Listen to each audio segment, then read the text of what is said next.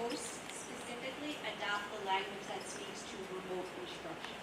So the language in the NISBA sample policy for virtual and blended instruction talks about credit recovery. So having that as an opportunity, virtual and blended instruction for credit recovery. We would be taking into account the remote learning option, which speaks particularly to emergency situations. So this came about obviously out of the pandemic. One of the policies cross-referenced here, which I struck through, was a pandemic policy from March 2020. In addition, this policy aligns with our homebound instruction policy that we have currently adopted and have recently updated about 2 years ago. So the recommendations for this policy would be to adopt the remote language. So in case of an emergency closure, we would be able to pivot to remote instruction, as well as speaking to our homebound instruction students, that we would be able to provide remote instruction. Any questions on this policy? Yes. You talked about suspended use, homebound, and then suspended students. Will that be suspended students is normally suspended, they may get? Yes. Up to 2 hours, 2 hours a day. No, I wasn't sure if that was, if there was a snowstorm or something, you would go to the suspended students. That would be a way of doing suspended. That's right, outside of an emergency situation, outside of a snow day. So they would have to like meet in the library or have it Correct. in front of the house and then, and, I guess the choice of whether, say there's a snowstorm, what's the decision? I guess the decision process is not in the policy, that's, No, so that references our district-wide safety plan, which it also aligns with this policy. So it cross-references our school safety plan. So we would first use our allocated snow days contractually, and then, once those days were all used up, we would pivot to remote instruction. Angela, just a question around the expanded use. The suspended students and the homebound supported students, is that after we exhausted in-person home instruction before putting them on this?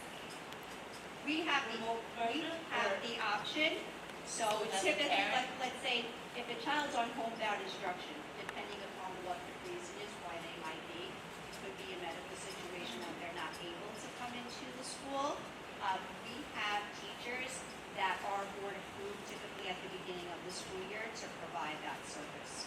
So they will contact the family and ask them which they prefer, an in-person or a remote instruction model. Okay, and for students who are suspended, or is that the same?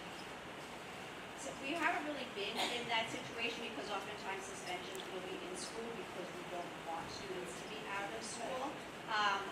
But I'm trying to think back. I think we may have had one where we did provide remote instruction as an option. as an option, yes. And so I guess for me, it's just after we've exhausted, or even having Kelly's feeling, Kelly is better is for. To be in a school setting. Or to have in-person instruction, because in school, teachers will teach the library, I don't know, in the library, or at home, for those things, right? Well, and what I hear both trustees saying is that a policy is a policy. Long gone are the days where they added the regulations or procedures. So what will have to happen next is that the curriculum office will have to set up an explicit, what are and what's triggering the need for either if it's going to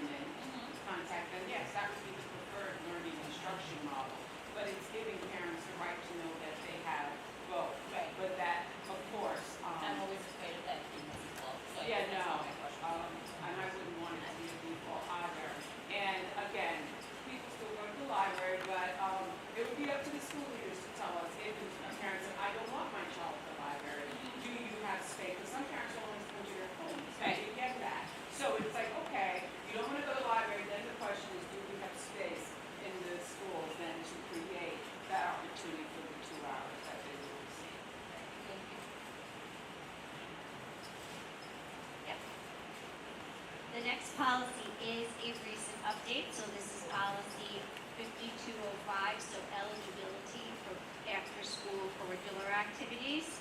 So for us, the updated language that has recently been added by NISBA is speaking to the Kinney-Vento Act compliance, so that it's non-discriminatory, so students who might be identified in Kinney-Vento who have alternate transportation after school, they could not be shut out of participating in these extracurricular activities. So that is the language that's being added to the current policy that we have.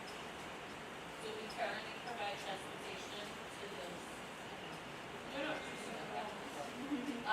To those students, whether it's for after-school programming, before-school programming, or if there's a trip, and we're coming back later, but that's not the plan, happens, do we provide transportation to those students as well as moving within the catchment area of the district? Yes, we have. Even for summer school. Even, yeah, I was gonna say, most particularly the summer program. Years ago, we had a case where we ensured that they were getting to and from the summer school program. I have to say, we've been very fortunate with our liaisons, community liaisons, that they very much get involved with the students and the families, and then we try working with the business office to see what we can do to get them, get them the transportation, albeit if they're in our geographic location, and oftentimes they're not. So then we make sure we provide those transportation needs. Thank you. Thank you. So we're gonna hand it back to our assistant superintendent for business and HR. So there was a little bit of concern this month with Canvas with an S. We utilize Canva without the S. Canvas is a system for like our preschool.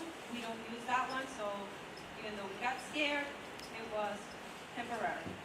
Then I just want to show you that I have to give a big shout out to Shaw and Forest Road because for the first time this year, they beat the district office on their passing rate and that amazing 96%. So district office in Washington, they're still at 95, so congratulations as well. So we're doing really good. Micro learnings allow us to learn what was the mistake or where did we click that we shouldn't have. It's immediate after you made the mistake that it comes, and then you can get the squirrel giving you a few nuts and points, and those are the points that you see on the right side over here with the 96. Kudos, thank you for keeping us cybersecurity safe. And thank you. And again, the enrollment is important, as you know. Right now, the total for April was 1,439, up by 2. The study said would be 15, 17, so we're still 78 below the projection provided by, and we go through BOCES. One of the BOCES, I believe it's Upstate BOCES, that does the actual enrollment study. Charter schools, you see that we're continuing to monitor there. We lost one. Homeschool, that's parents choosing, that's not homebound instruction. Homeschool is when a parent chooses to school have their children attend school in their home, and they provide the education. That went up by one more, 12. Private school, 52. Right now, it's hard for us to get a lot of that information, so we do rely on the transportation, on information that we have. And altogether, you're looking at school choice of 71, so we're kind of hanging steady there. But you can see that this is an uptick of what we had in, well, we're below the uptick of 24, 25 when it was 83. And so we continue to pay attention to what is referred to as school choice because enrollment has a significant impact on the budget. And so overall, if we were to account our current Valley Stream 30 and school choice, we would have 1,510, which would just be 7 below the projection. So you see how school choice has an impact on the projections themselves. And overall attendance is Clearstream was 1% below, Forest remained the same, Shar Avenue, our school leaders and their teams have been doing a phenomenal job of getting that word out of how important, and even today when I was meeting with them, they were giving like advices of really helping parents to understand what happens when you miss 5 days.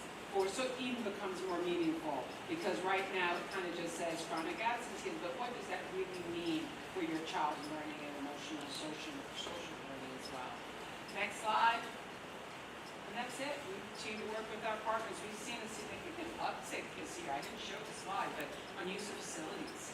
So I don't know what's going on, but in the community, people are hearing about what our facilities, and even with our capital projects, people are still utilizing. That's a good way to continue to partner and support our community. And that's it. Local leaders of tomorrow. Clearstream, Forest, and Shar Avenue, friendly schools. Woo.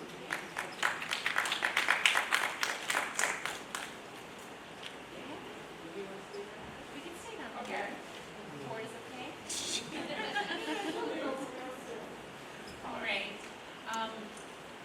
Item number 6, the approval of minutes. Will the Board of Education dispense with the reading and approve of the minutes as listed from the audit committee meeting on April 20th, 2026, the work session special meeting on April 20th as well, and the business meeting on April 28th? Moved and seconded. All those in favor? Aye. None opposed. That motion carries. For the education report, Trustee Lavery. For the education report, the way trustees have any items in the discussion. Being that there are none, I move that we accept item A as listed.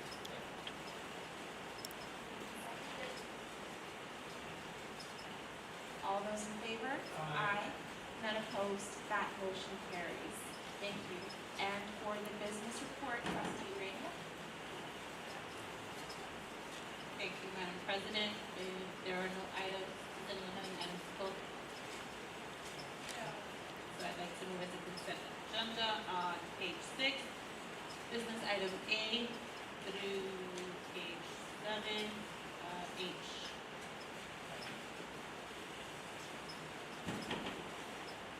Moved and seconded. On the question, just to request to add the 30 residency number? Yes. All those in favor? Aye. None opposed? That motion carries. For the finance report, Trustee Jackson.